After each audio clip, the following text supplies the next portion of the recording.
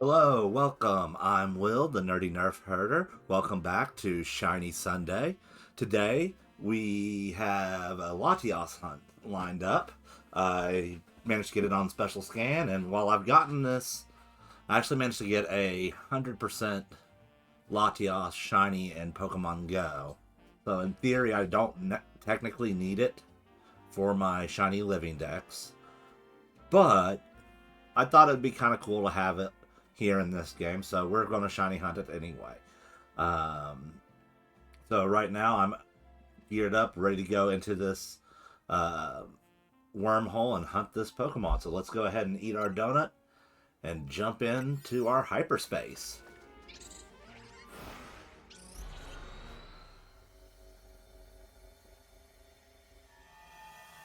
Oh.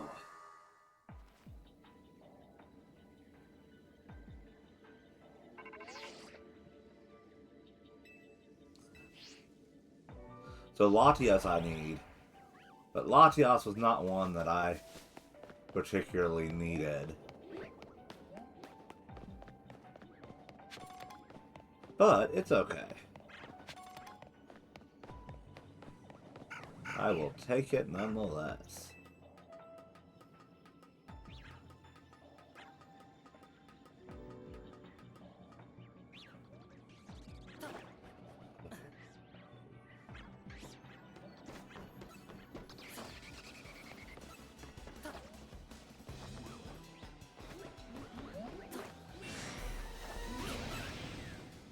So there she is.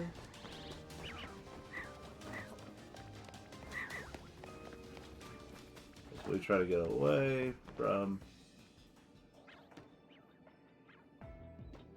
the others.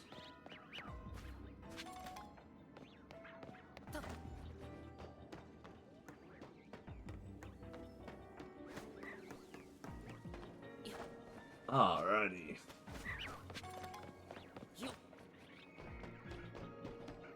So now it's just a matter of getting close enough to spawn it in and despawning.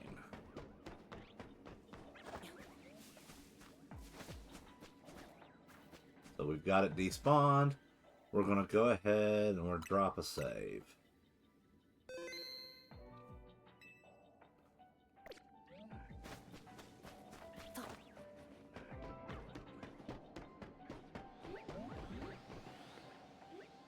I almost wish we didn't have that alpha there.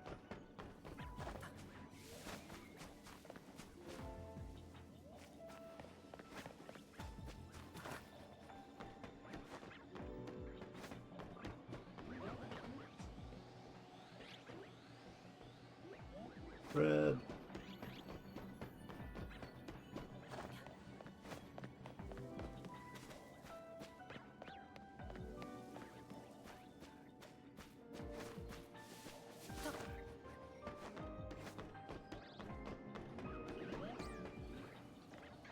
Red.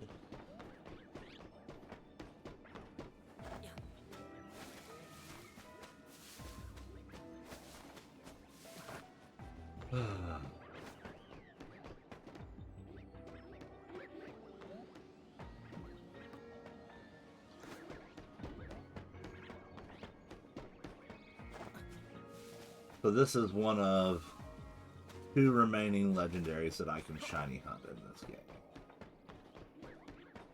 I still need to get mythicals. You know, we're just gonna...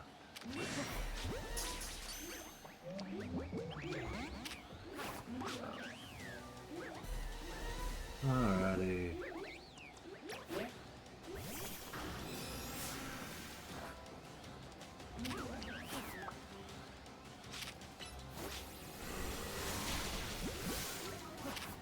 Not what I want to do. I am having problems getting back into the groove here. I apologize. Alright, let's... I don't want to deal with that alpha just constantly trying to possibly aggro us while we're trying to spawn this in.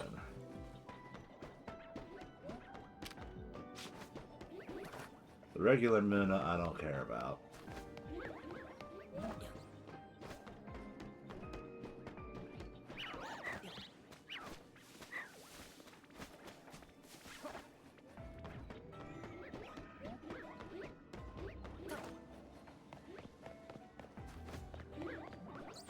theory, there should be at least one psychic type on the map that spawned in Shiny from where we first entered.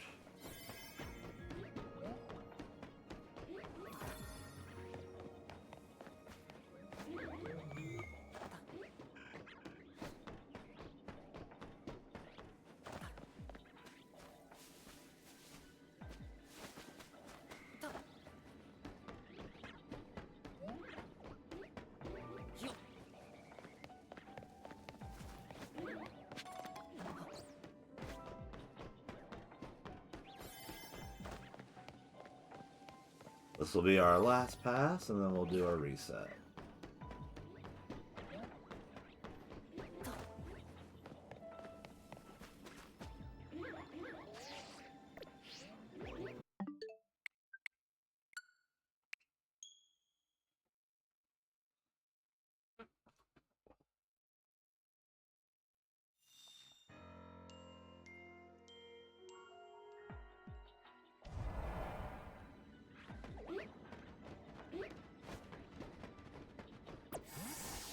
Naturally, it took it from the when we caught the Pokemon. Okay.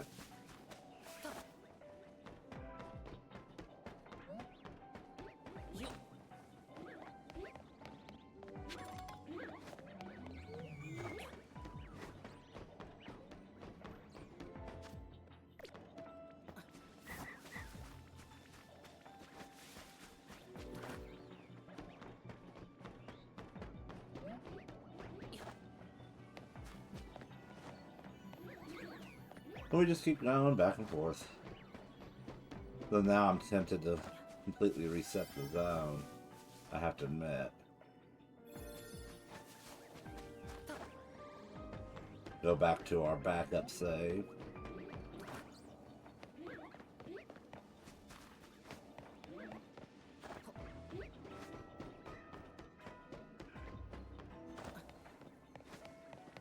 Yeah, I think that may be the best bet.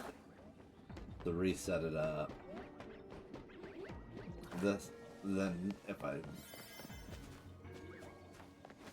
One more.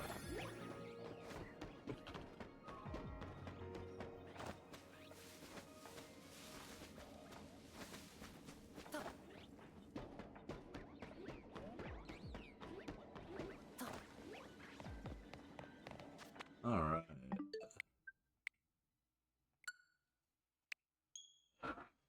So we're going to load our backup save, and we're just going to start the whole zone over again. It doesn't... Ouch.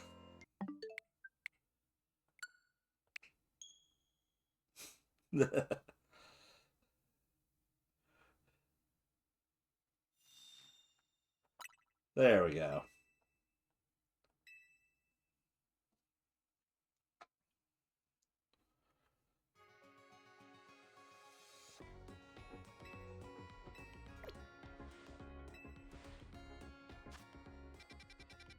Alrighty.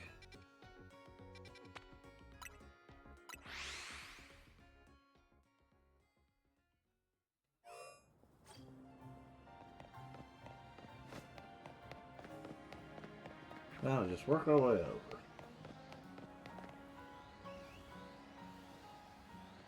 Oh, Alpha. Drilber. Look, I hear the Alpha. Yeah, we'll go on down and around.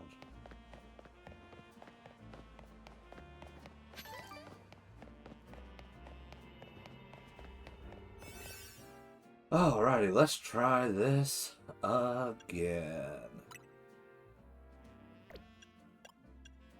You know what? Let's see if my Dragon Sandwich hits 55. Yeah, that gives us a little more time. No, I'm going to save that for the other one, because the other one's a little bit more involved. We'll go with it again. Doesn't give us as much time, but...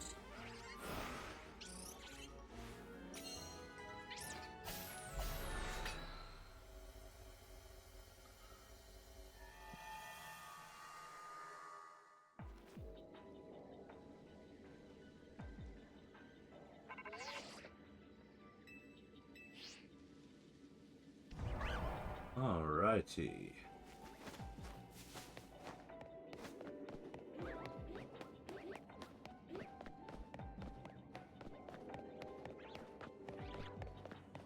Up we go.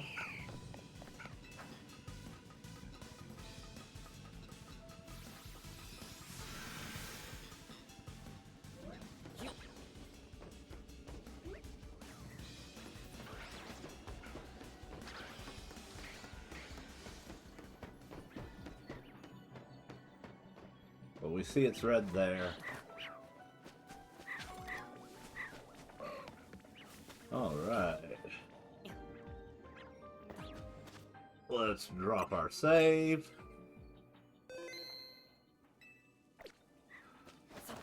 Looks like we don't have any alphas over here this time. That's nice.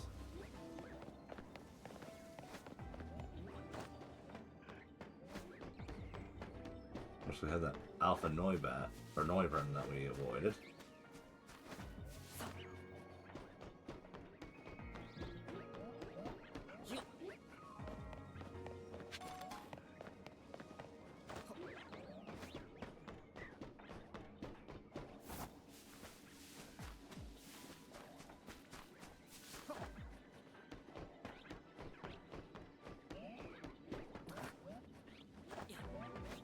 And we're just waiting for it to turn gold.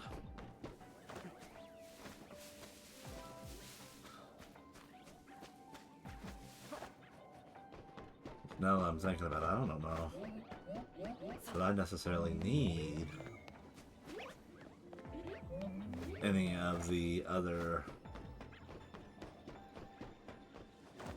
like, Gardevoir line or Musharna line in shiny form.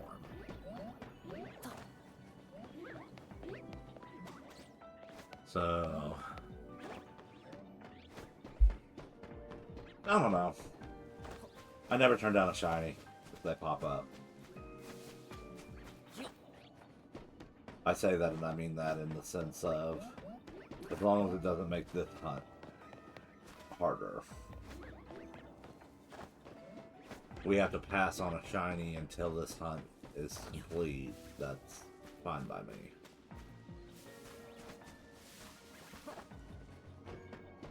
I don't think there's anything that I am needing at this time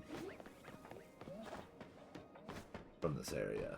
There's still plenty of psychic types I need. It's just I don't think they spawn in on hyperspace.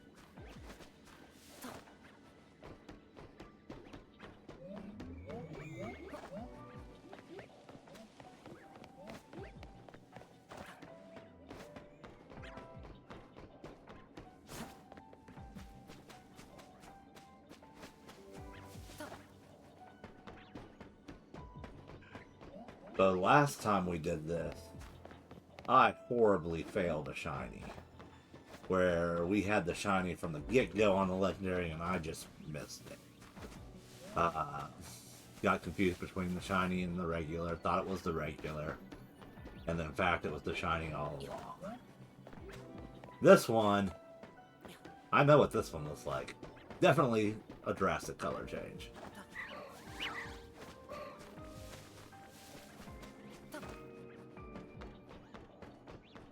So yeah, like if a shiny Coralia or Gardevoir pops here, unless it's a shiny alpha, I'm not going to bother to catch it as long as we haven't caught the Latias first.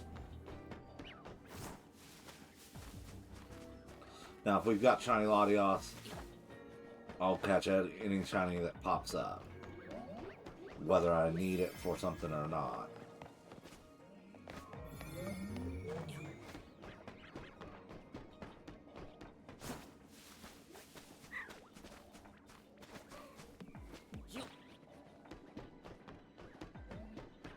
After all, I do have children, and they like shiny Pokemon, but do not have the patience to hunt them always.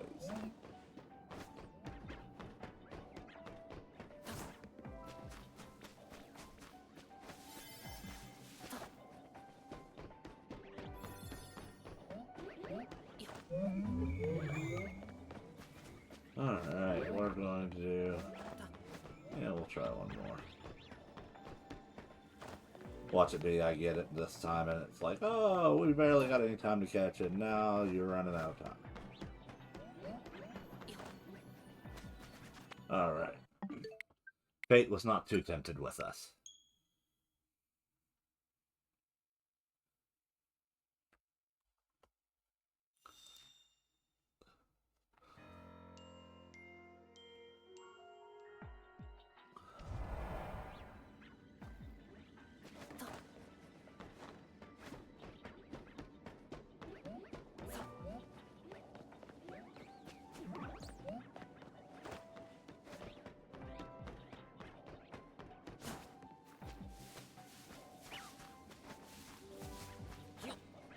But Shiny Alpha Gardevoir is something I really wouldn't mind having in this game. I know Alphas are only really useful if they've got a move that has a wider range.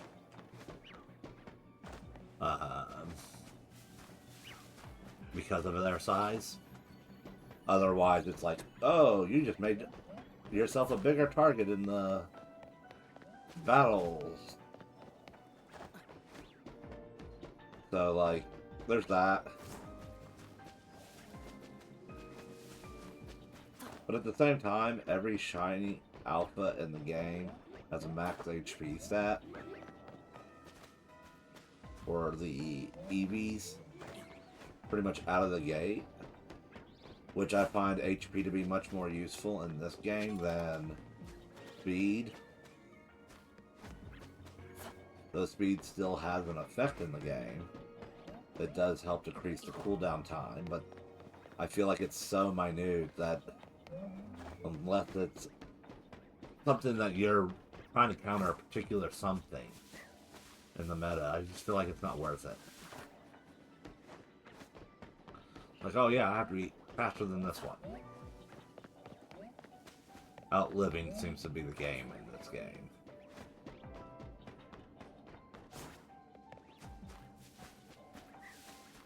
Especially when it's a 4v4 and you could be focused one direction and not see the person coming up behind you with a sneaky attack. Which, I'm not gonna lie, whenever I participate in the battle royales, I do like to use my Halucha. Because, let's see here. I've got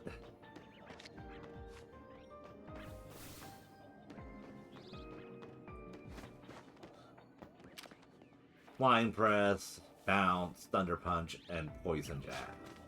So, he's excellent to deal with water types, and I can easily use Bounce or Flying Press to drop in from above.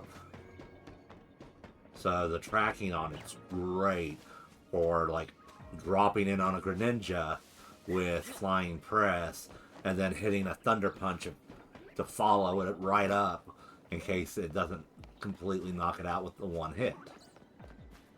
Now the problem is it's a little frail, which is why having the Mega Stone is helpful for it. But just the way it locks in and drops down on people, I think is just great in the Royals. Because tracking can be kind of wonky in it sometimes.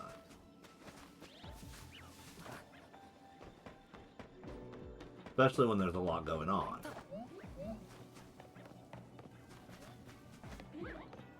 And if you're dropping in on them, you're more likely to connect if they're moving away from you, I found.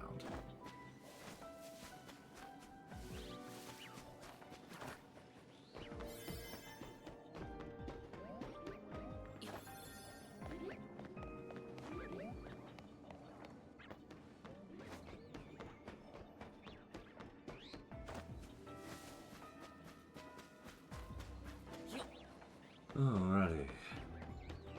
We're about to do the reset.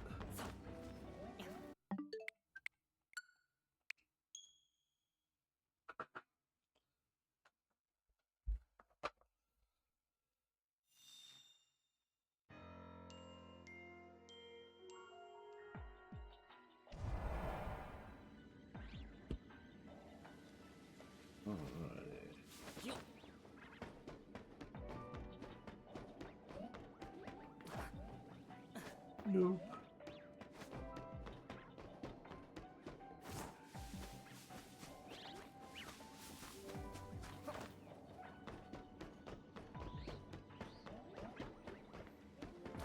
Nope.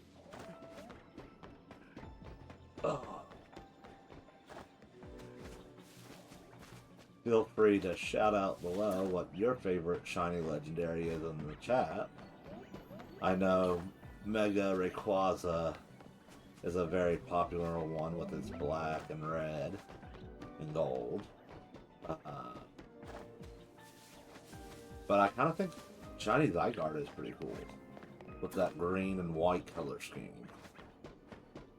I'm not as huge a fan of Shiny Mewtwo, even though it's, again, another green shiny.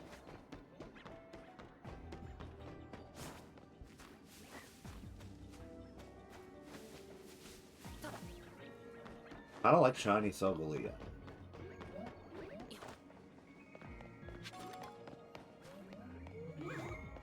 But I am partial to steel types.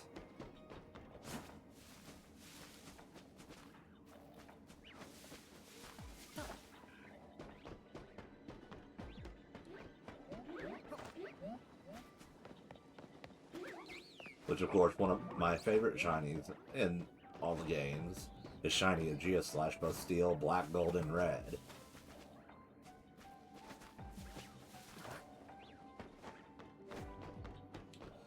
But I also think like Korrigunk and Toxicroak have really cool shinies. But there's a lot of good shinies out there that aren't steel types. In fact, I think there's far better shinies that aren't steel types than there are that. Like, I still think it's a letdown that they didn't give us the full-on crystal Onyx variant as a shiny or something. Like, they show it once in the anime, and we've never seen it in a real game. And now that we've got, like, a blood form Ursaluna, I feel like there's really the opportunity to finally be able to, and, like, region variants, to be able to say, alright, here is a crystal Onyx that evolves into a Diamond Steelix or something like that. I think that would be pretty cool.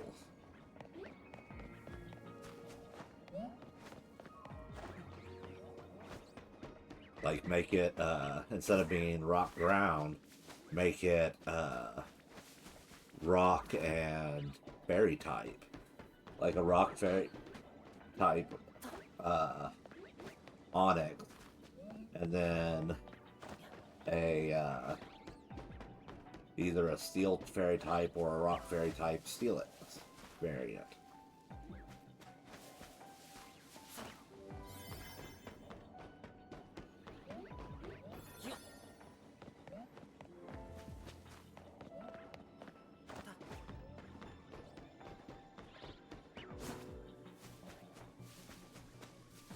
They have certain Pokemon where it's like, okay, they're not very obviously steel type, that have in their descriptors things where it's like, it's steel-like, and that's what technically classifies it as a steel type.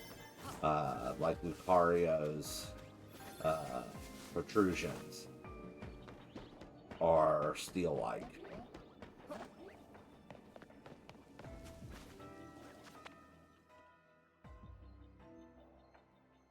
Alrighty.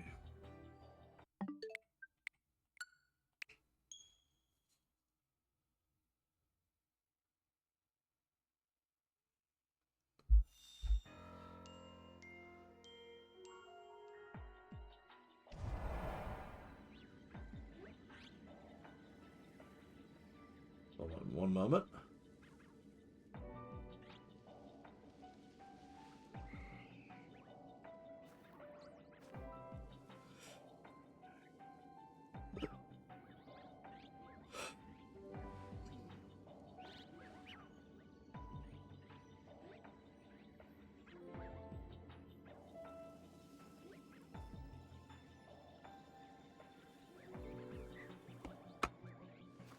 Alright. Let's try again. Looking for our Goldie.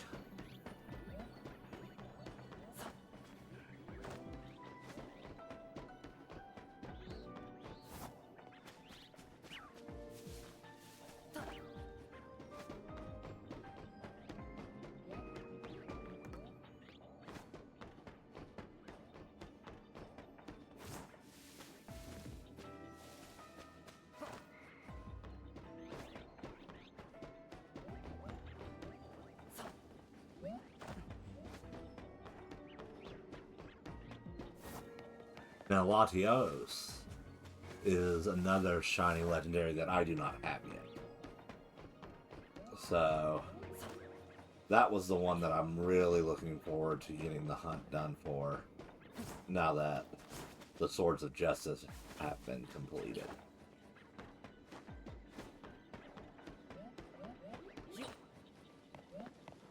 And of course, until I catch them and the other mythicals and whatnot, I can't get my shiny Volcanion from home yet. So, like, the pressure to get stuff done and things transferred over to home has been kind of high now. But I'd really like to get that shiny Volcanion before Pokemon decides, oh no, we're doing away with it.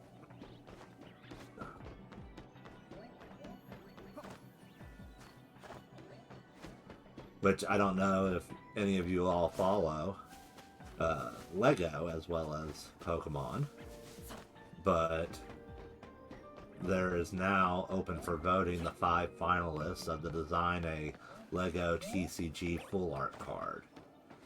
And some of the designs are really cool. I'm pretty partial to the Gyarados and the Joltik. And then I like the Mew as well, but I think if I had to pick one, it would be the Joltik card.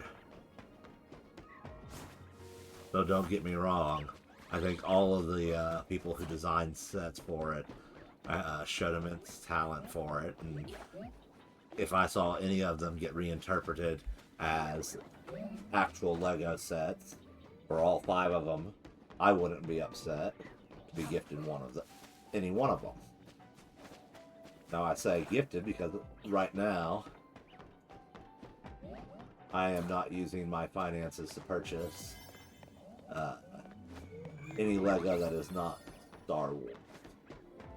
That is my one Lego fandom that I kind of try to collect. I figure if I don't have the finances to get every Lego set that I want that's Lego Star Wars in a year, or the room to display every set that I want for Lego Star Wars, then diversifying into other Lego sets that I like is just not a priority. Now, don't get me wrong, I would love to have the Legend of Zelda sets and all the Pokemon sets now, but, like, I don't have the display room. My house is not that big. I am fortunate enough to own my own home, but, like, my house just isn't as big when you've got 2 kids and pets and other people's collections in the house. It's like my wife collects Legos too. So, like, we each have our own rooms that we're allowed to display our collections in, and my wife also collects oddities, so, like, that is also part of her decorating choices, so. But I definitely do not get to take up her decoration space with my own Lego collection. And now I'm to the point where if I want to display something new, I have to basically, except for one remaining set, which is the K2SO set that I got for my May the 4th order. That set I can probably build and get up right now. But A, having the time to build it has been an issue lately. And B, once I build that, I have to take something apart to put something else up. It's kind of like, what do I want to take apart? What do I want to rotate out and clean? So that way I can display a new set. But believe me, if I had a massive basement or something that I could display my collection in and have more than 4 bookshelves and worth of Lego, which, I mean, I crammed those bookshelves full, and I also have my TV stand is a 3-layer Lego display, basically, and then my TV above it.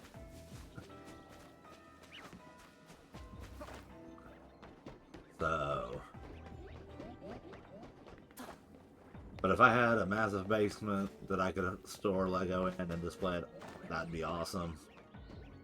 But I'm not there.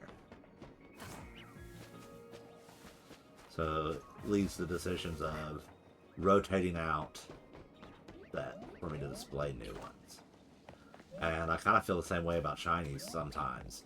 Like, there's so many different shinies that I've got that I love the design of. It's like, oh, I want to use this shiny. I want to use that shiny. Oh, I gotta grind out the money to be able to make them how I want them for the game. And that can be a bit of a pain.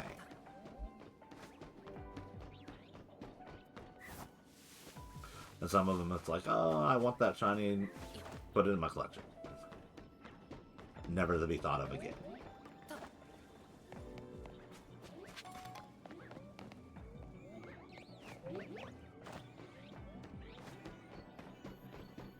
Like, technically, I have a shiny Coralia in my boxes in this game. I just haven't bothered to grind out the funds. Like, today I bought Pokeball or Ultra Balls, and I went down to 5,434 after I bought my Ultra Balls, because I just haven't been grinding anything that gets me real money in this game lately. Like, oh, I should do the Battle Royales and grind out some money, but it's like, or I could shiny hunt and use up my berry ingredients and not EV train and do that jazz to make every shiny usable or optimal for use. And that's what I'm guilty of.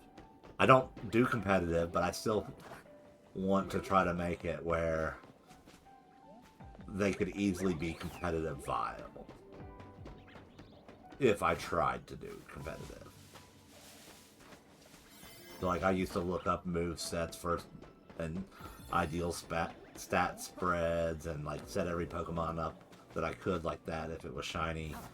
So that way, if I wanted to throw together a team, I could. And then I kind of got out of the habit of doing it. And then focused on just making them the best versions of themselves for the playthroughs. So, like, if I wanted my big boy here, he's got max HP and max attack.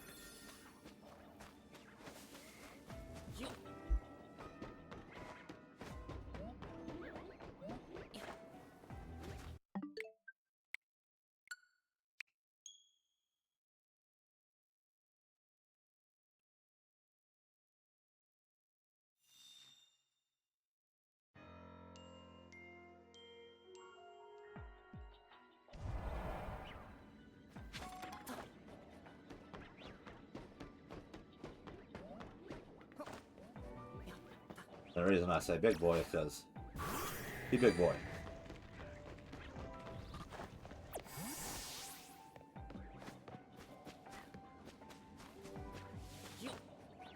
With Earthquake being one of those moves that is affected by whether or not it's an alpha.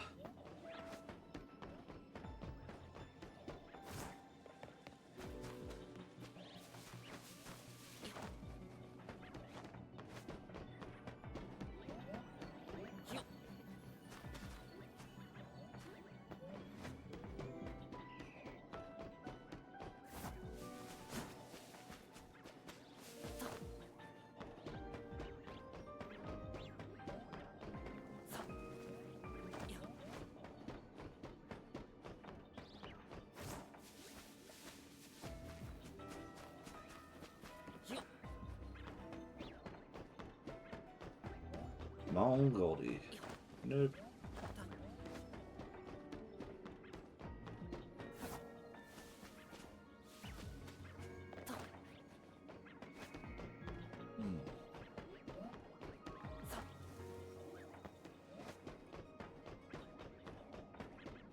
So I have to admit, it feels good to be pretty much done with the museum and Pokopia.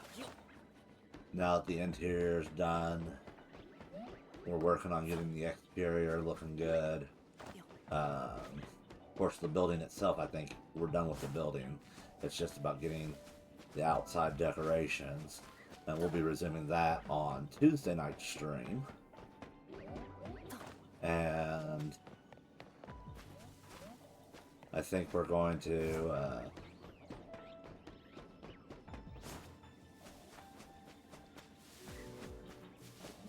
I'm thinking there might be a little couple small builds that I think that could add to the decorations, like a gazebo, or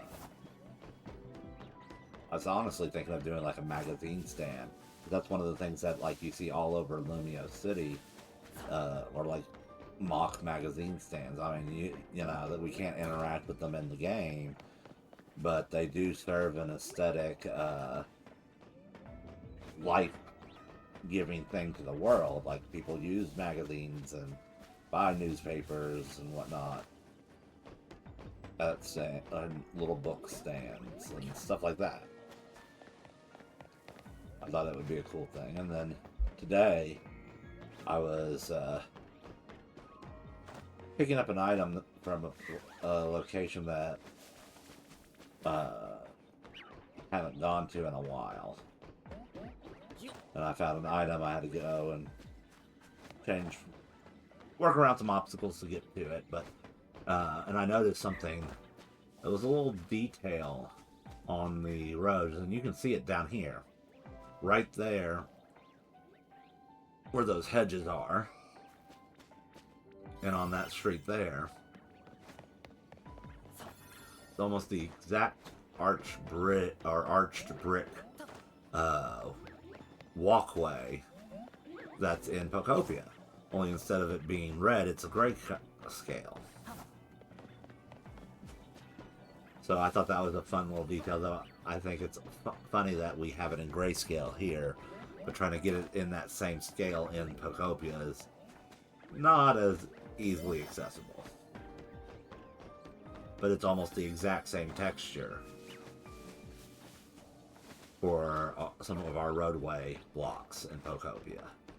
And then I noticed that another area in Lumios, there was the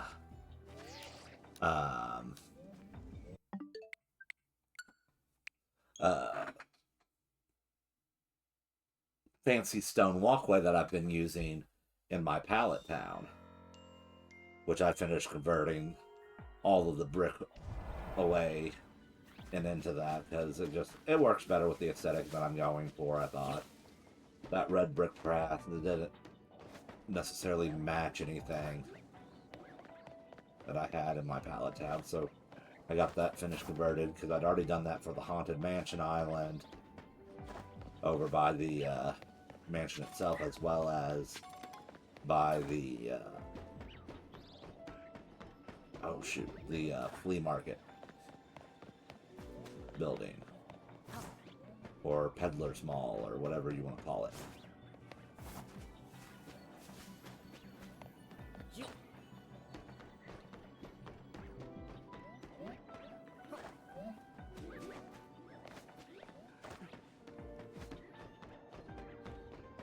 But we're almost to the point that, like, I'm running out of room in Pallet Town. There's a few builds that I have in mind that I want to complete for it. And we'll be working on those. And like I said, I want to get the plant life looking nice. I was thinking maybe build a gazebo as well as that magazine or book stand by the museum. But then I'm also wanting to do that resort camping area there by the beach on the other side of the island that the museum is on the other side of the lake. And we may have to shrink that lake a little bit or change how the lake is. But I wanted to do like a luxury resort campground, put another playground over there, and incorporate some build ideas that I've seen. Like, one of the things with my initial playground that I didn't bother to put in was a swing. Well, now I know how easy ways to make at least aesthetically, a swing. So, like, incorporating that into the resort playground is a thing I think will be nice. And then from there, I get to start going to all the other places. But, like, there is one final project that I have for Pallet Town. After I get all of that done, and it may be something that we stop after I finish the museum area and get everything around it looking nice up until pretty much the point of the lake and the pathing on the way between the museum bridge and the haunted mansion, because that's where the resort camping area will be. So I'll obviously need some paths to go off the beaten path to get over there. But one of the things I wanted to do was take my original museum. And I think the original idea I had for it was to convert it over into a luxury hotel. Oh look, there's a shiny Halucha. Not the shiny we're after. See, I'm not going to go catch it. That would limit our time too much. Now, if I caught the Latias and we had time to go fetch it, I might. But at the same time, I don't need Halucha, so, like,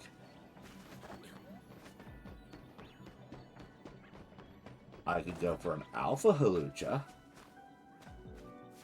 that was shiny. That'd be nice. Just to say I have it.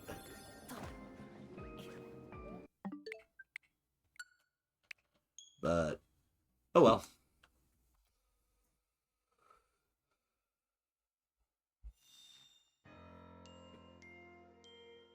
So, but the old museum building, I've decided it really does need to be torn down in its entirety.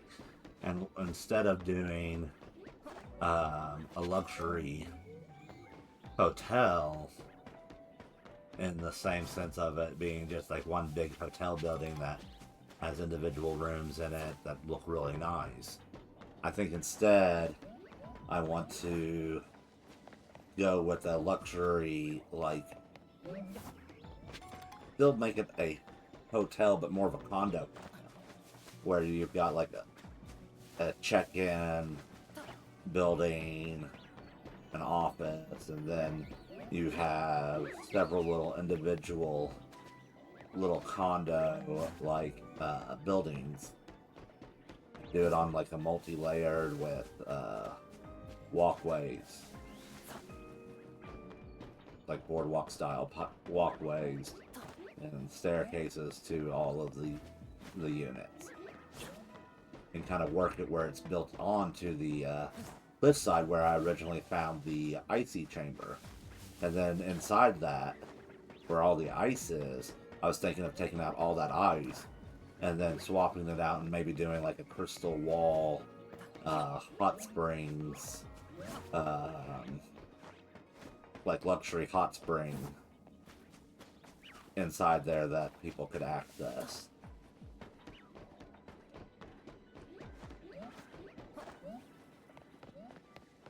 But it feels good to have an idea of a direction to head at least. And I may, as soon as we get the museum taken care of, start working on that, because that is a big rectangular building with a very tall roof. The only pain in the butt part of it is where I've got two furnaces inside that roof of the old museum. I'm going to have to basically unpack the hose and rebuild those somewhere else, which means getting a Pokemon up to that basically third floor when there's not an actual third floor access. I have to like remove parts of the roof and then like put like, which is, I mean, what I had to do to build the furnaces in the first place, but still. It also means I will be depowering a good chunk of area once those run out. or are removed.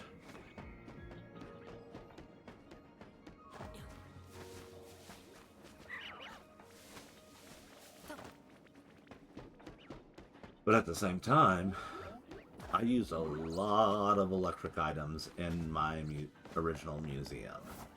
So, like, collecting all those lights and all those little extra bits of electricity that I can use elsewhere will be so nice to have while doing the campground. Because I feel like if I'm doing this now that I understand the electrical limit on these condos and in this hot spring, I'm going to be conservationist minded with my electrical items. So I can incorporate more into other builds a little easier. And like I said, I still have a little bit of flex room where if I were to go into the basement lab of the Haunted Mansion, as well as the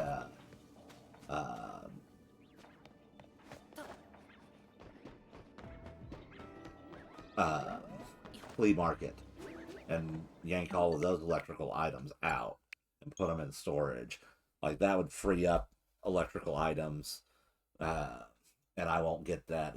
There's no point in placing any more of these message, which is, I mean, probably what I should do, especially since those were intended to be beyond the excess originally anyway.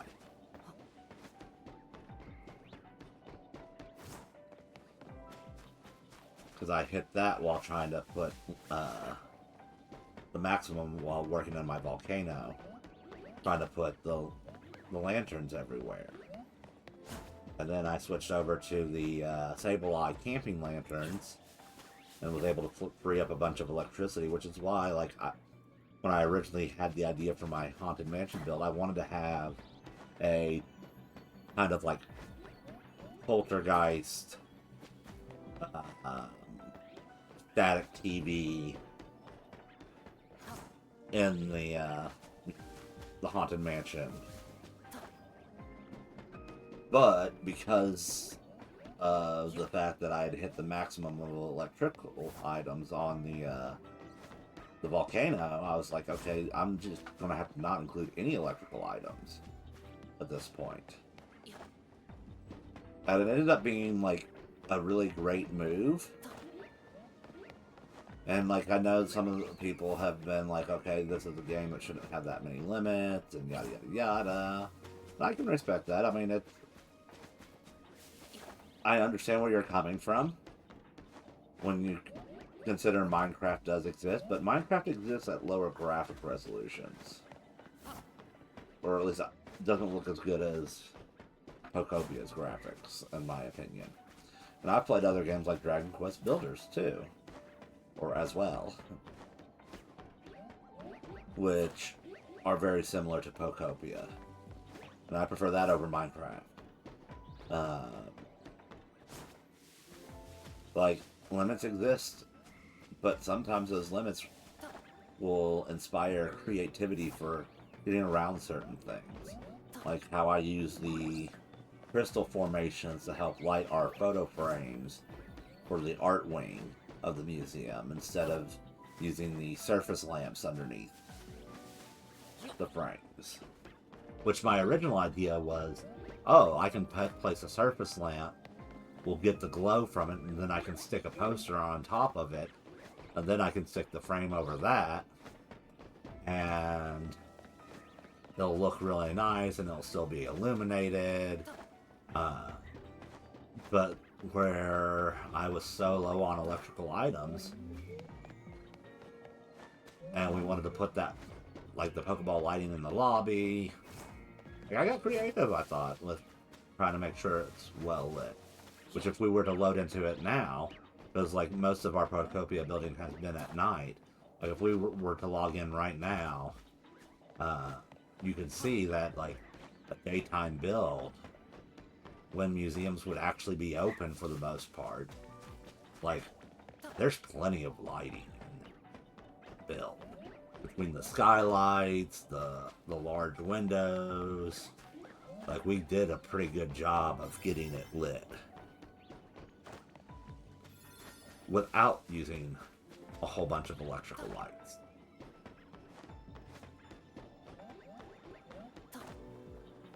Like my original museum build, like every like 5 or 10 spaces you had a light. You couldn't go more than 7 spaces in one direction without hitting a light, be it on the ceiling or a floor lamp, like the luxury lamps, or the antique chandeliers, or even more surface lights, like because like we had lights in the stairwell there, which is something we don't have in the new one. Now, admittedly, I think adding surface lights into that would be a good idea. So, like, we could do it.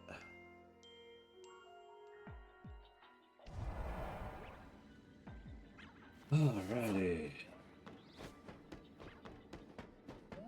Now I'm starting to be like, did I read my donut right? Yeah, it was sparkly. Okay. No.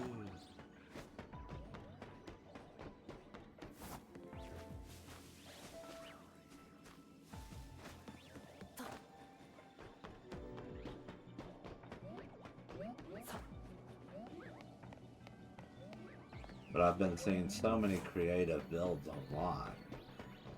And so many things that I was like, oh, that would be cool to attempt, or my take on it. And I've been thinking, what can we do for certain areas to make them just completely different everybody else? Because, like, I don't want to be like, okay, welcome to my withered wasteland. Here is my giant tree. Because we've all done giant trees in the withered wasteland.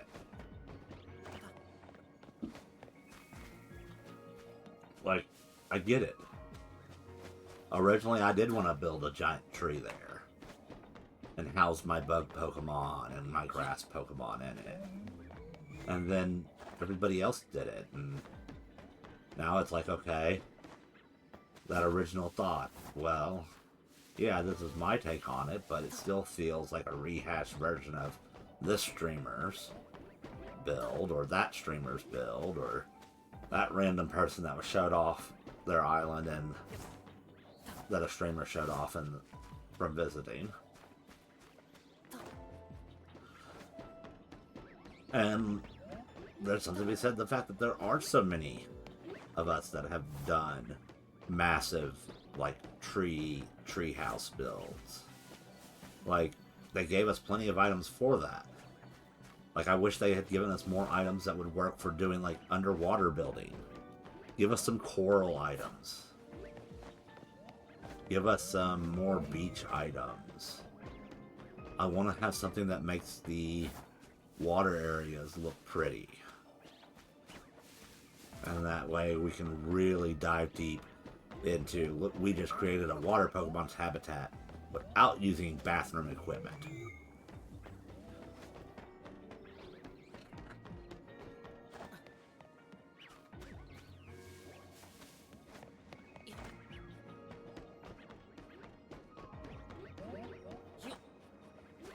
Ugh, excuse me. I got plenty of sleep last night. I don't know why I'm yawning.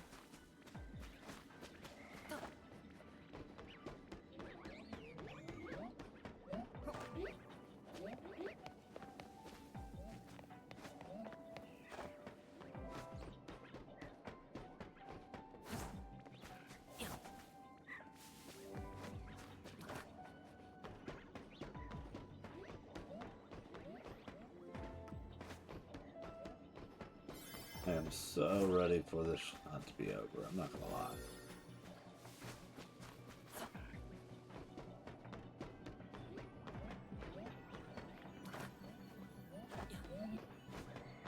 And admittedly, the time that we put into this hunt hasn't been too bad.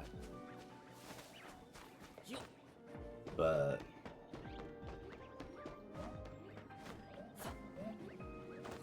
for a Pokemon that's more of a convenience, I'd like to get it shiny. And it's easier to hunt here than other places, as opposed to a necessity hunt. The dedication to keep at this one hunt for longer is harder to come by.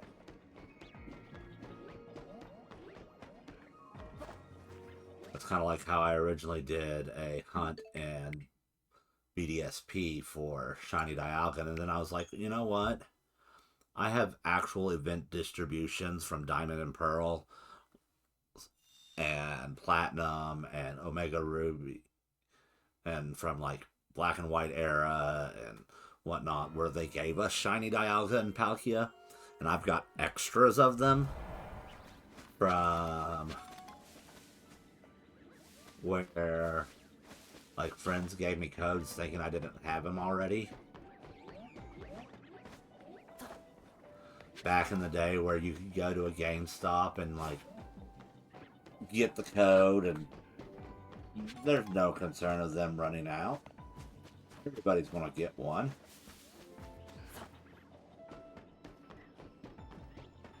Like that Miraidon and Koraidon hunt. That was rough trying to get those codes. Because like my son loves Miraidon. And the shiny Miraidon just looks great to him. He absolutely loves it. And like I get it, that all chrome kind of look does look cool.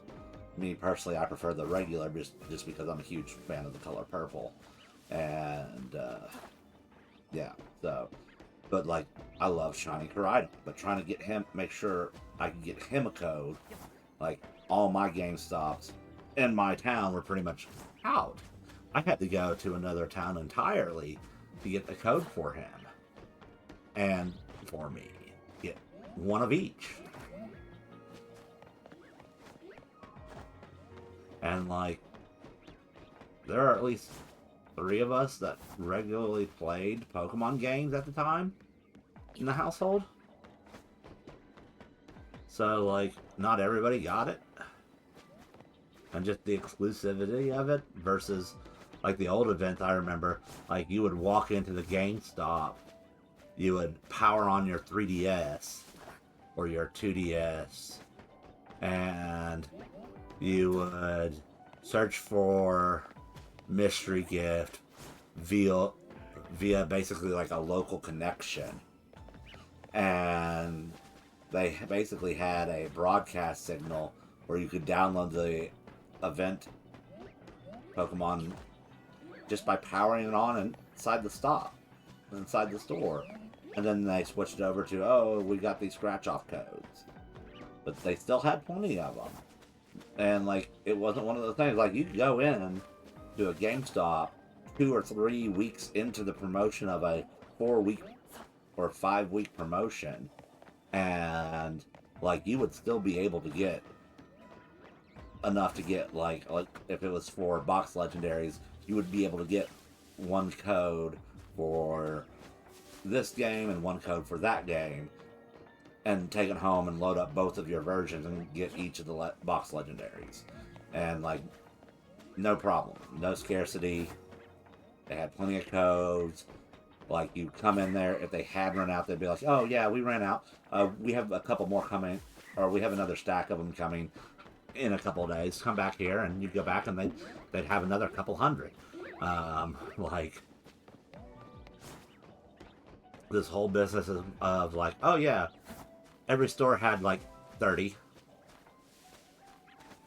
codes for a game where a lot of people will either buy both cop versions, or that their household would have multiple people. Like, for example, mine. I've got 2 kids. They both want a copy.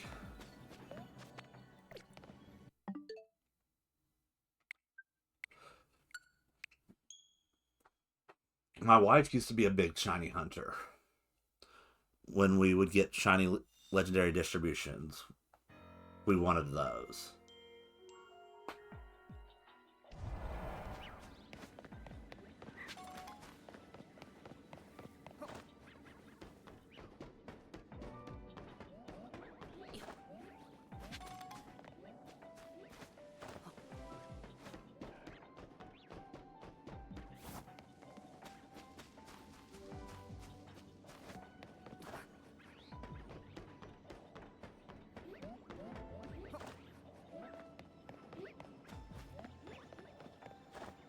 But we've been hunting this about an hour now. And like I said, I don't really count encounters on this because, like, trying to count how many times we walk back and forth, it's just, that seems kind of ridiculous. We're putting in time. It's taken us an hour so far and we haven't gotten it. Did I just hear a shiny?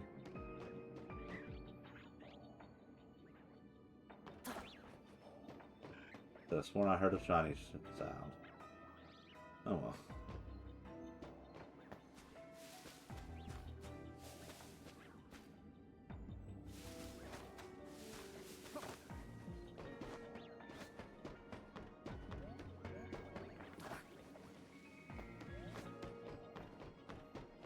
With stuff like this, I'd rather go based off of time.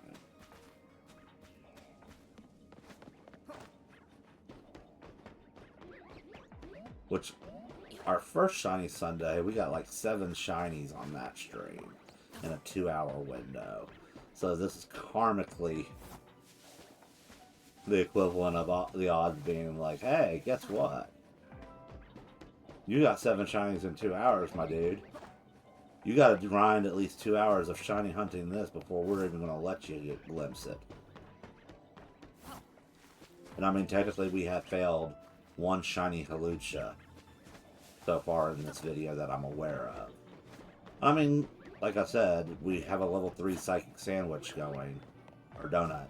So in theory, if we go back to where we started and look around where there's Psychic types, we might have another shiny already spawned in on the world. Somewhere.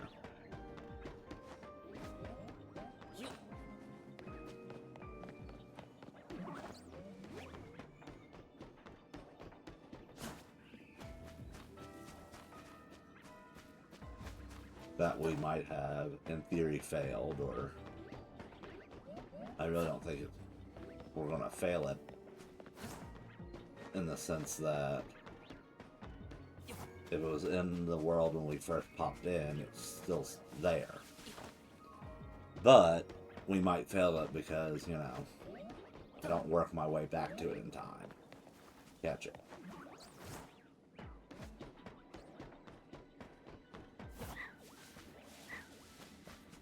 Also, with the fact that, like, all the Corallias and Gardevoirs bail on you.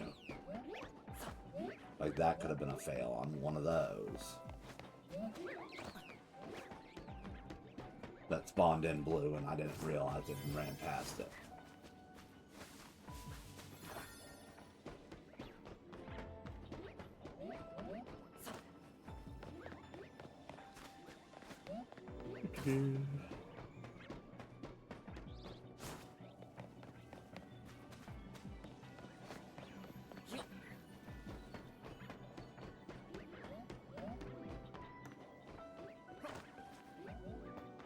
Still red.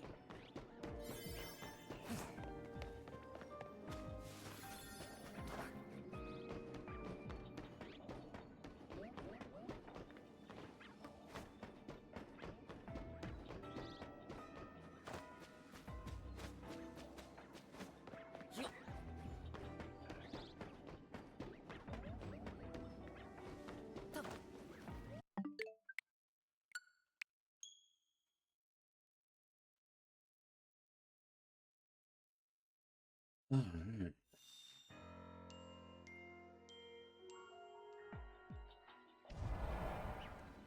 And the hunt goes on.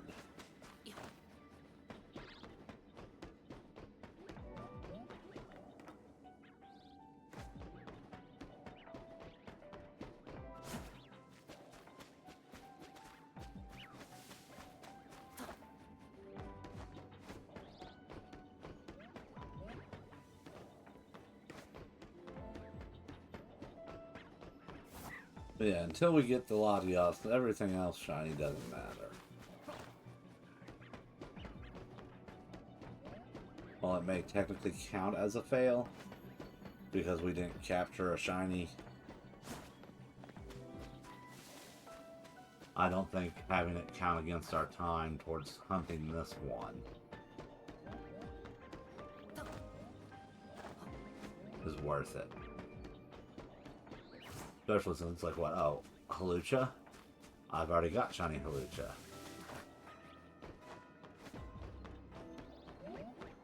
My shiny live index has a Ralt, the Coralia, Gardevoir, and Delayed already in it. In addition to ones in Scarlet and Violet that I'm using.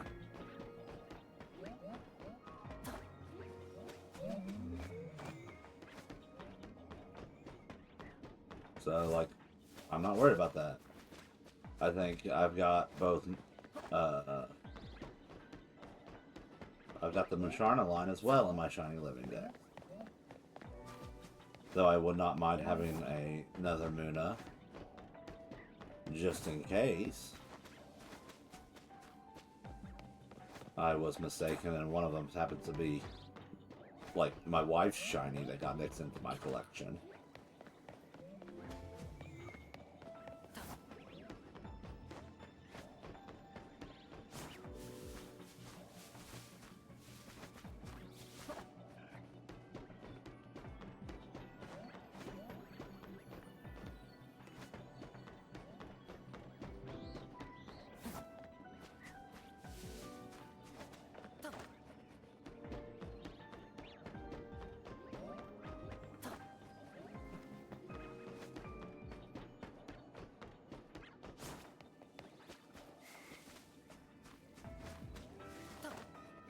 Though I admit, I'm definitely regretting not having a drink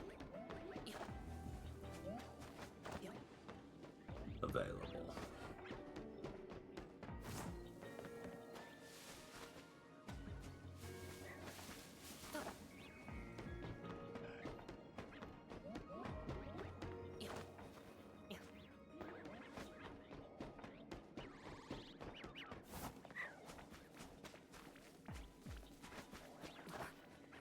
Oh, the Guardies running away.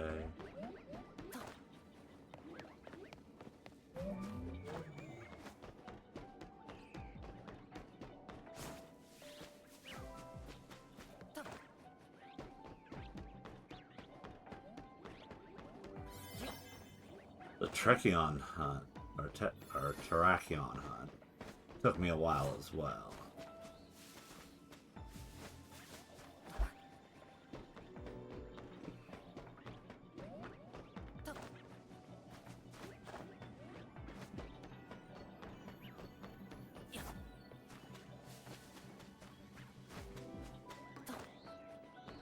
So feel free to put in the comments whether next Shiny Sunday, if I don't get this today, if you'd rather me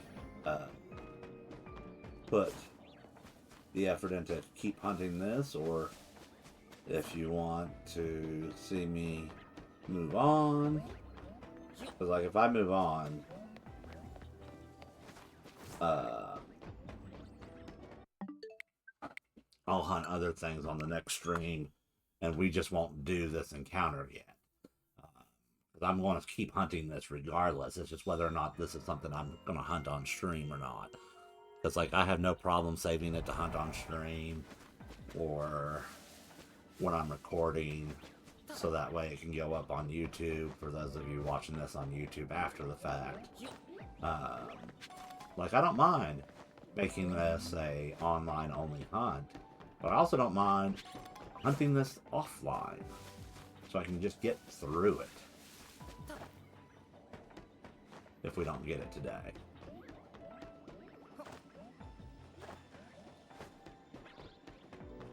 Which my original intent was to do roughly 2 hours today. So we're at an hour and 15 minutes.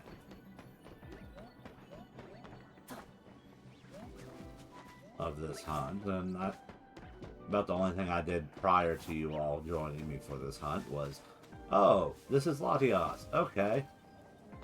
reset to backup save the hunt for later. Which is what I would do if I wanted to hunt something else at this point. Is I would reset to our backup save and go hunt somewhere else. Do something different for a moment, then come back here to it.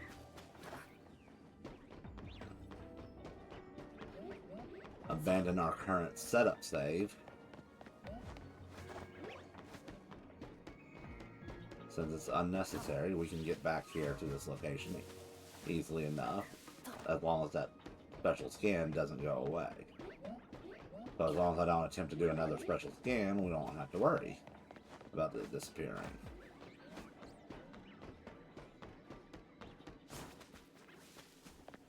I can try this later.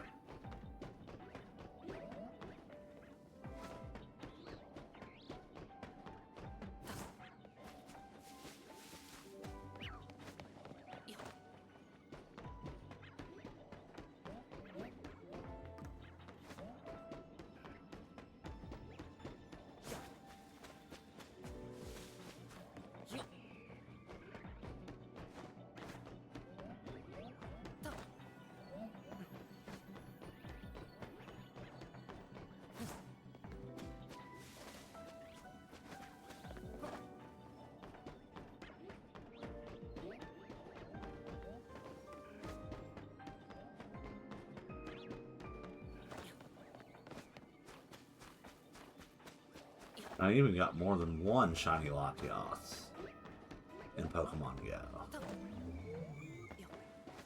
So, like, in theory, if I were to just capture it, I don't need it for the Shiny Living Dex. I just need it for the Dex to allow me access to the Shiny Volcanion. Because I need one caught in this game transferred into home.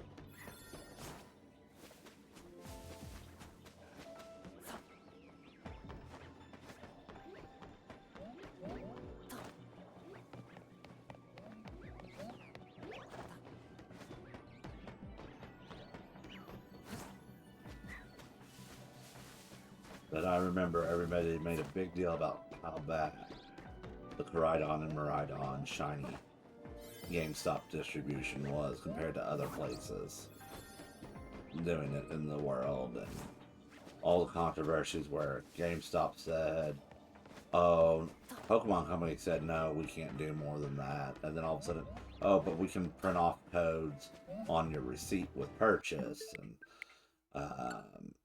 then, oh, no, we were only given so many codes we could print off upon receipt of purchase, and like, it was just such a hassle.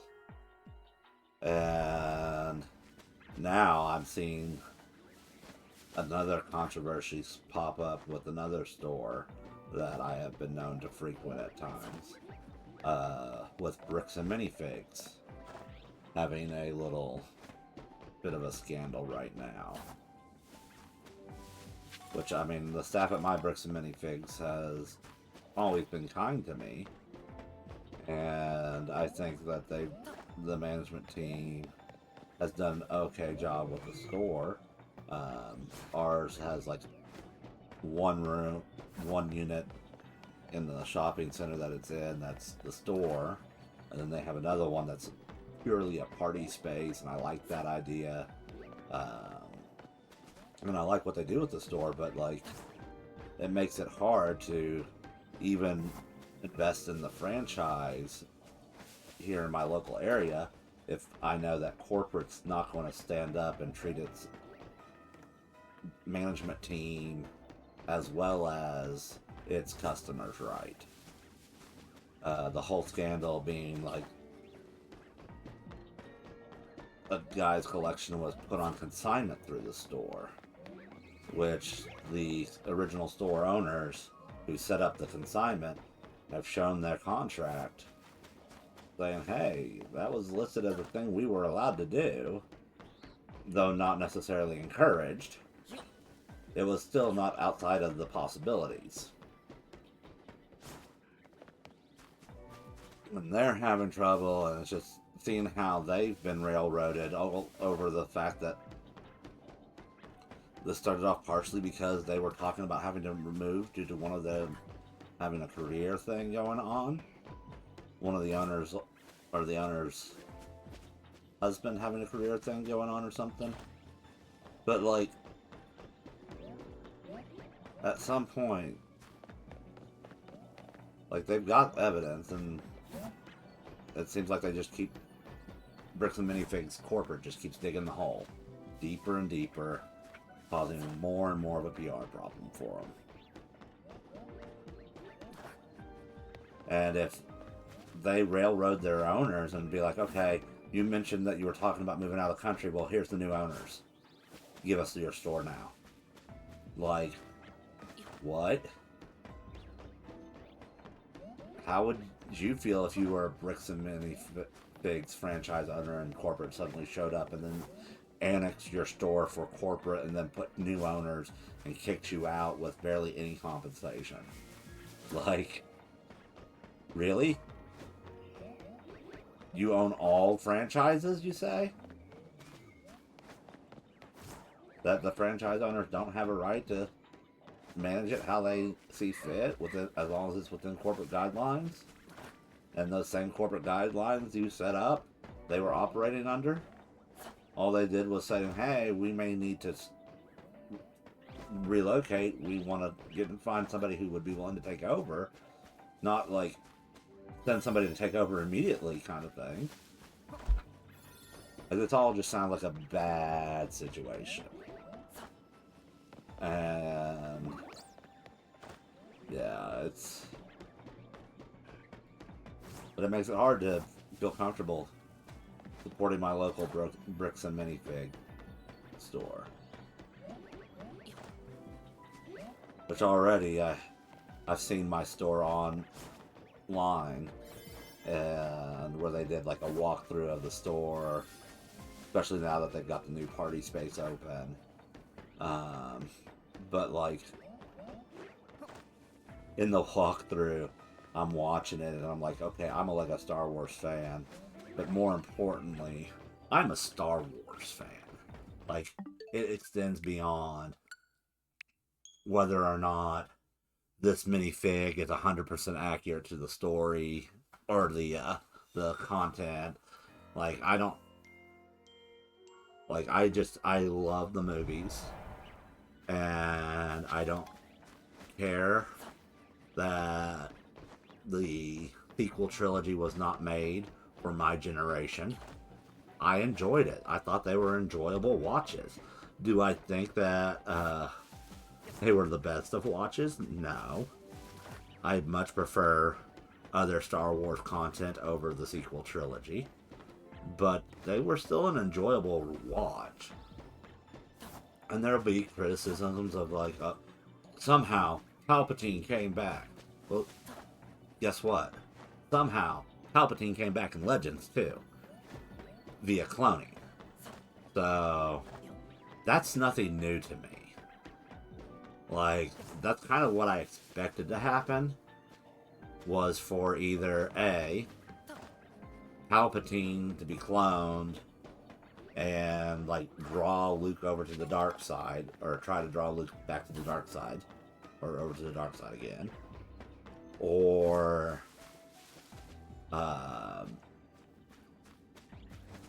Darth Talon and Darth Maul and the Shadow Collective kind of storyline arc.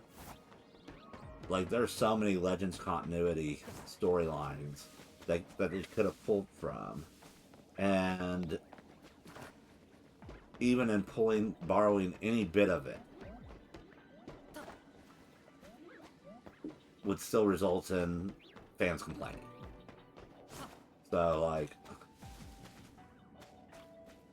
I'm not too fussed about that. They didn't stick with Legends. I think going into this and being like, hey, they're going to stick it with Legends. We're going to get a Legends continuity film. That really limits what they're able to do creatively.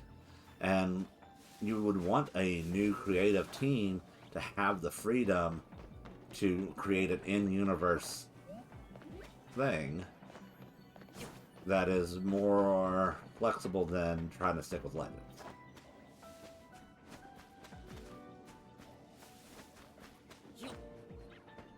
Do I think that the sequel trilogy has its faults? Yes. But the original trilogy does too. As does the prequel trilogy. Like, I hate sand. But at the same time, it wasn't the actors and actresses' fault, necessarily. Like, Hayden Christensen got a lot of crap for his performance in episode 2 and 3. Doing exactly what Lucas wanted him to. Acting exactly like a moody teenager, like Anakin was. Like, I'm sorry, but if you hated Anakin or Hayden Christensen's performance in Attack of the Clones, where he was stiff and awkward and whatnot, I'm sorry, but little Annie, how could you not see him ending up stiff and awkward? Like, he's the chosen one. He's told he's got all this potential, and yet he feels like he's being held back and treated like a child still, even though he is a child. Because guess what? 17-year-olds think they're adults when they're not. So, I don't know. A lot of creative decisions that have been made over the years with the Star Wars franchise, and we could argue which ones were good and which ones were bad all day long. But at the end of the day, I like Star Wars and Star Wars content, and the more content there is, the more there is to appreciate. And I don't think that the new content is inherently worse than the old content. It's just not meant for me. My daughter really loves Rey as a character. Me, I'm indifferent. I get Rey. I have no problems with Rey. I would love to see more Rey. But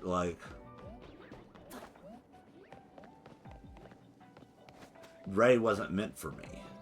Rey was meant for my daughter. I really think they dropped the ball on Finn not being trained as a Jedi. I think that is something that should have been happening.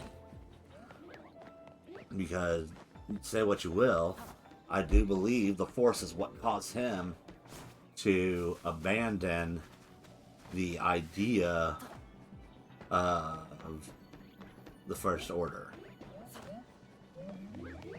And like you have scenes in episode 9 where he's talking to the other stormtroopers that laid down their arms, and an entire unit laid down their arms and just quit the First Order and rebelled and escaped. Like, how could it be anything but the Force acting through them? You know? The Force was way out of balance. And we talk about balance as the idea between the light and the dark but like, that's not the case. At least not how Lucas intended. Balance meant more like having stability than it did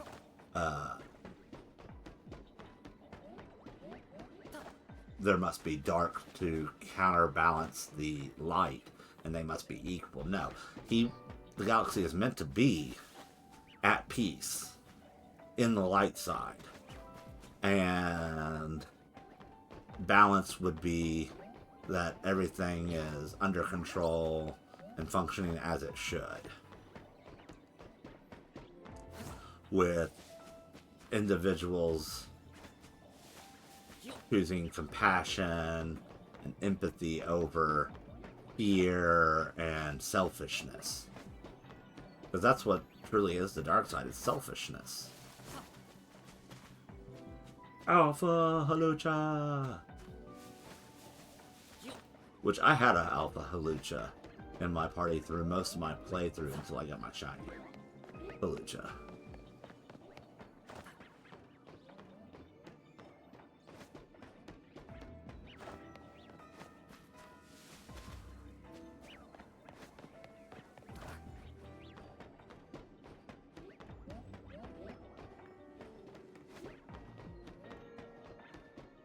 Still not golden.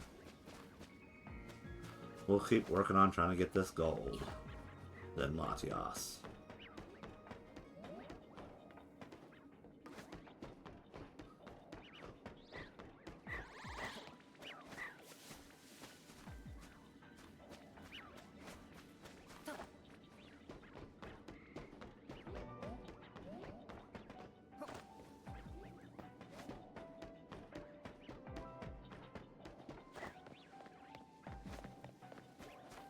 Which I may have to get off early to help take care of my kids here soon.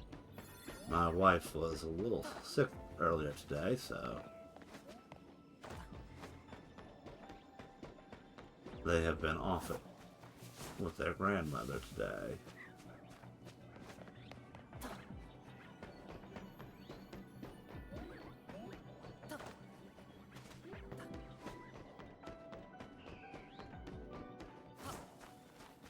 And we've been going about an hour and a half, which, like I said, I normally like to do 2 hours for this.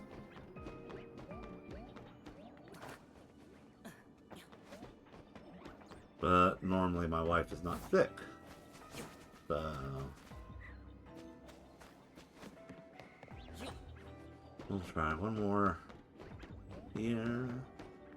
Then we'll reset the world state.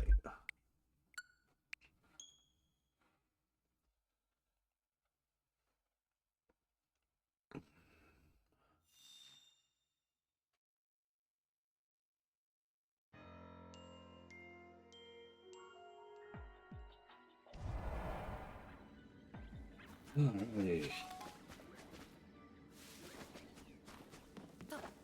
Big money, big money, big money. Nope.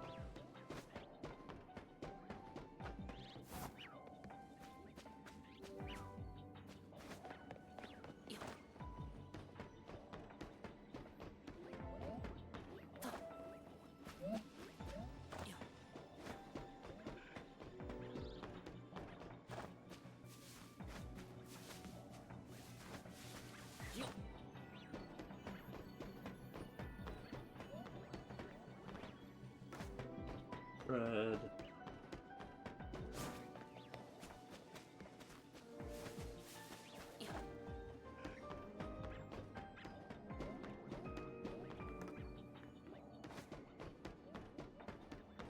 We are looking for gold.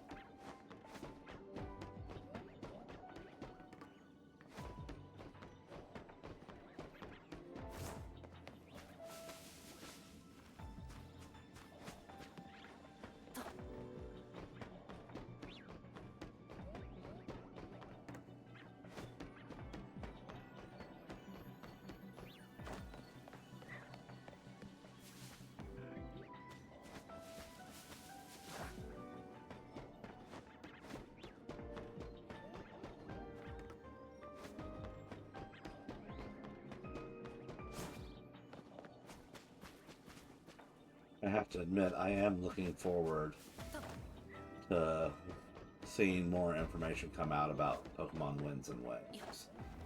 I know some people are chomping at the bit and they're like, and that they hate that Pokemon is taking so long with their news cycle for the game. And I mean, you look at Legends ZA, it was like radio silent drop information showing that the game exists and is being worked on, and a year of radio silence.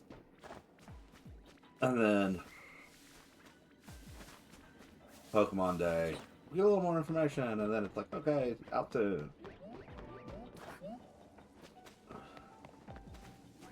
Scarlet and Violet launched with a lot of issues and a lot of complaints by people on performance. Then I think taking the time to work on it and not rush the games out is the wise move. But like, also don't become Bethesda, where it's like, oh, here is Skyrim again. Like, we've been getting Skyrim since 2010 or 2011, like every couple of years. So like, this is 2026. Every couple of years we get Skyrim again. When's Elder Scrolls 6 coming out? When are we getting the next thing after Skyrim that's not Elder Scrolls Online? Like, I don't want Pokemon to end up in that kind of development cycle. But like,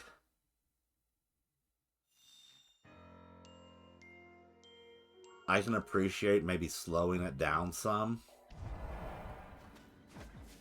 You're already one of the largest money-making franchises in the world for your brand. Between plushies, trading cards, just general merchandise, clothing, the video game spin-offs and whatnot. I'm okay with them taking a little extra time to give Winds and Waves the polish it needs to really be considered a good Switch 2 title. Like, you take a look at Breath of the Wild, Tears of the Kingdom, when they launched on the Switch, they were viewed as very good Switch titles. Examples of open worlds done right.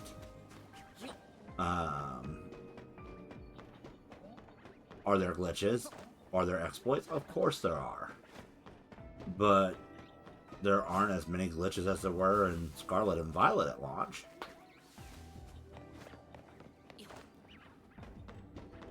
Look at the development cycle. We had 2 Zelda games that were considered mainline games on the Switch that weren't remasters or remakes, like Link's Awakening, or then you had the spin-off of Zelda. Like, I'm okay with that. Echoes of Wisdom, which I still haven't played. I really want to play Echoes of Wisdom. Because, like, I beat Link's Awakening on the Switch.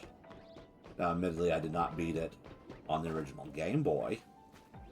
I ended up hard-locking myself out of the ending on the 8th dungeon by opening a door to the right when I should have opened the door to the left.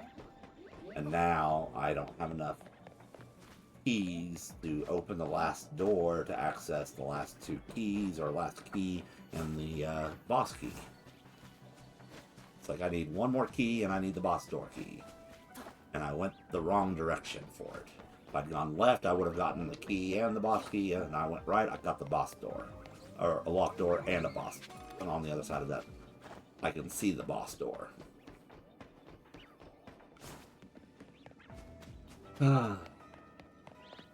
They fixed it in the Switch edition so you couldn't do that, which I appreciated.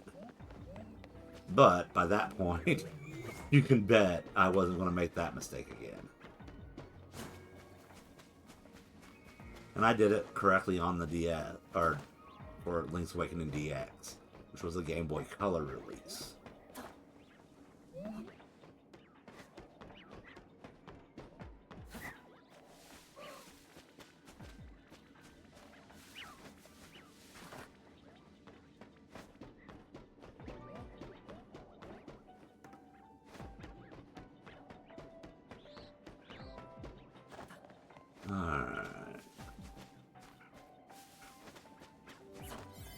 I think this round is going to be...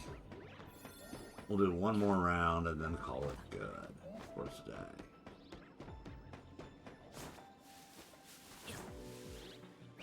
I'm going to stop it just a little early. Well, only about 15 minutes early.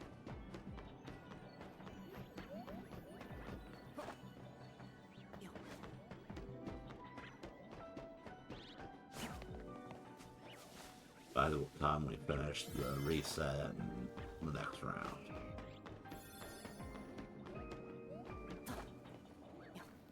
Alrighty.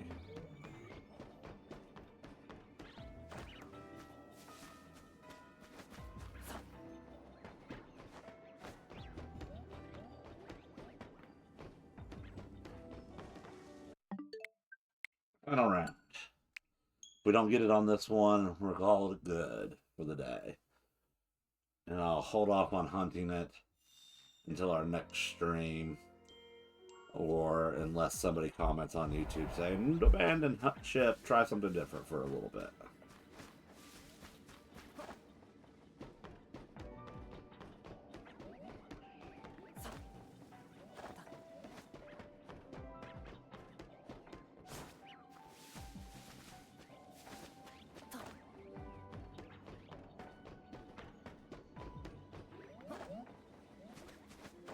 Which the other factor is, I can next shiny hunt stream. If you'd rather see me hunt in Scarlet and Violet, I can hunt in Scarlet and Violet as well.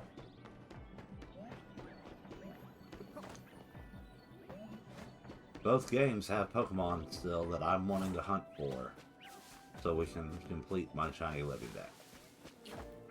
So I just don't really want to hunt in Galar. Like, it wouldn't be so bad if I had somebody else able to help me with the Dynamax raid adventures. Because I always seem to get screwed up by the NPCs' decision-making abilities.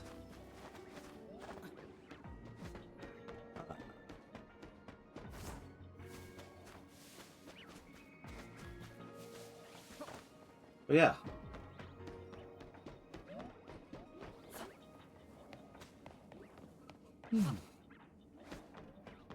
Outside of Matsuda Method and Galar, it's just doesn't feel like it's worth shiny hunting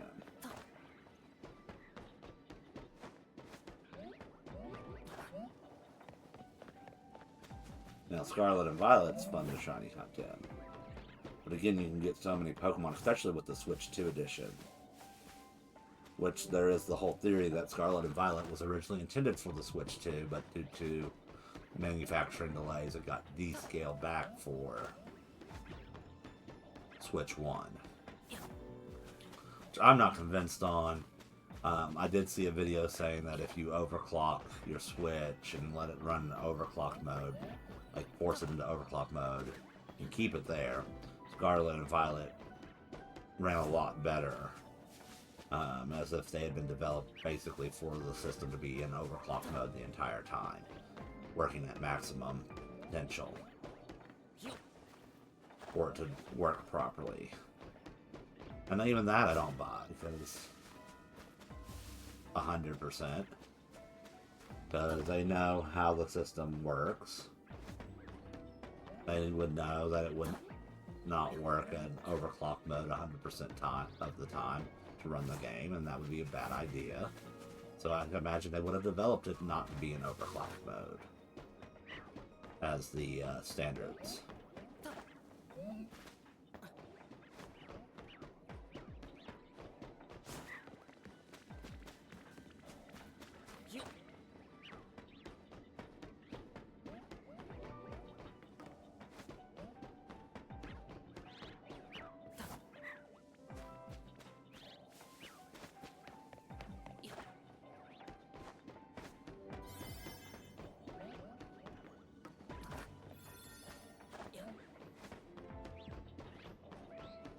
Thankfully, we have the Musharna line right here with us that doesn't aggro while we do this hunt.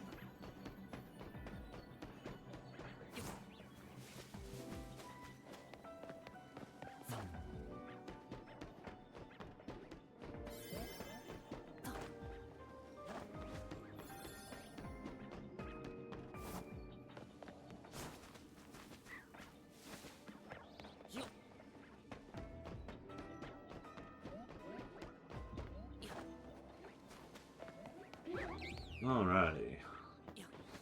So this shiny Sunday was not much of a success.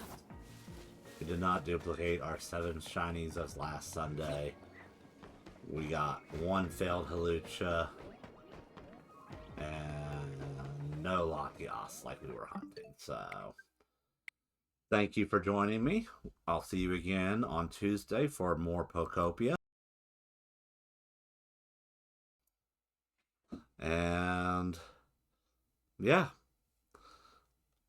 subscribe, like, and follow.